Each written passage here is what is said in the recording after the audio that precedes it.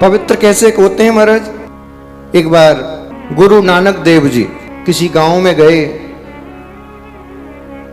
सभा को संबोधित कर रहे थे। तो नानक देव जी ने कहा, बोले भैया कोई अपने पवित्र हाथों से मुझे जल पिला दो। तो जिसने नानक देव जी की व्यवस्था की वो गांव का प्रधान, सरपंच, धनवान, तुरंत उठा, 4 बार मिट्टी से हाथ धोए, चांदी के बर्तन में जल लेके आया, महाराज पीजिए। गुरु नानक देव जी ने कहा, बोले भैया तूने सुना नहीं, मैंने कहा कि कोई अपने पवित्र हाथों से मुझे जल पिला दो, क्या तेरे हाथ पवित्र हैं? तो तुरंत बोला, बोले महाराज आपके सामने ही तो 4 बार धो के आया हूं, आपके सामने ही धोए। नानक देव जी ने कहा, भैया मैंने पवित्र की कहा है, शुद्ध की नहीं। मिट्टी से, साबुन से या किसी भी पदार्थ से आप कितना भी तन को धो लो, उससे शुद्ध तो हो सकता है, स्वच्छ तो हो सकता है, लेकिन पवित्र नहीं हो सकता। कितना भी आप उबटन लगा लगा के नहा लो, उससे स्वच्छ तो हो जाओगे लेकिन पवित्र नहीं हो पाओगे। अब तो वो बैठ के रोने लगा, हाथ जोड़ लिए, महाराज मेरे से बड़ा अपराध हो गया, आप मैं ज्ञानी हूं ना, कुछ जानता नहीं, आप मुझे बताइए पवित्रता में और शुद्धता में अंतर क्या है? पवित्र होते कैसे हैं ये तो बताओ ना मुझे। बंधुओं ये कथा आपके जीवन को सुधार देगी, बड़े ध्यान से सुनिएगा। नानक देव जी बोले, शुद्ध तो तुम हो गए, तुमने स्नान कर लिया, शुद्ध हो गए, हाथ धो लिए, शुद्ध हो गए, यानी कि तन को तो जल ही शुद्ध कर देता है, लेकिन मन को नहीं कर पाता।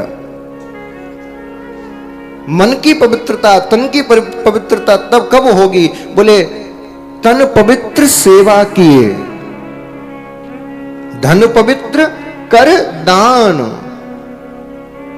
मन पवित्र हरि भजन सो होत त्रिविध कल्याण। तन पवित्र कब होगा? जब हम सेवा कर पाएंगे। बता तूने किसी की सेवा की है? बोला महाराज मैं किसकी करूंगा, मेरी सेवा में 4 नौकर लगे, मैं किसकी करूं? तो जब तूने अपने हाथों से किसी की सेवा नहीं की तो तेरा तन पवित्र कैसे हो सकता है? बता ना। आपका तन तभी पवित्र होगा जब आप अपने तन के द्वारा अपने वृद्धों की, अपने माता पिता की, अपने गुरुजनों की, संतों की सेवा करोगे, तब आपका तन पवित्र होगा। साबुन से कितना भी महंगे से नहा लो महाराज, पवित्र होने वाला नहीं है।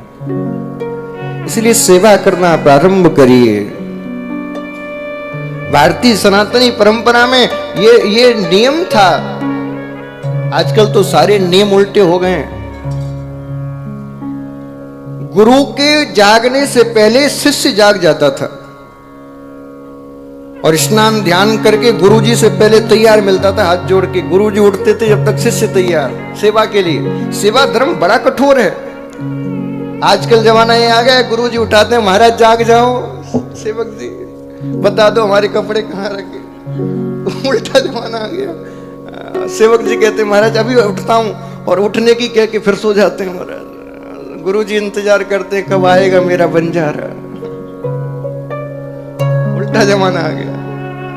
पति के जागने से पहले पत्नी जाग जाती थी, स्नान ध्यान करके पति के सामने उपस्थित हो जाती थी। अब उल्टा जमाना आ गया। पति बेचारा जागता है, पत्नी से कहता उठ जाओ, थोड़ा पानी पिला दो। पानी पीना है? हाँ। कैसा पीना है? बोले गर्म पीना है। ठीक है चले जाओ रसोई में 2 गिलास मेरे लिए भी ले आना। उल्टा जमाना। अच्छा इसमें कोई बुराई नहीं है, लेकिन नियम विरुद्ध है। सही बात है ना भैया? हाँ देखो हमें तो अनुभव नहीं, तुम ही बताओ। सही है?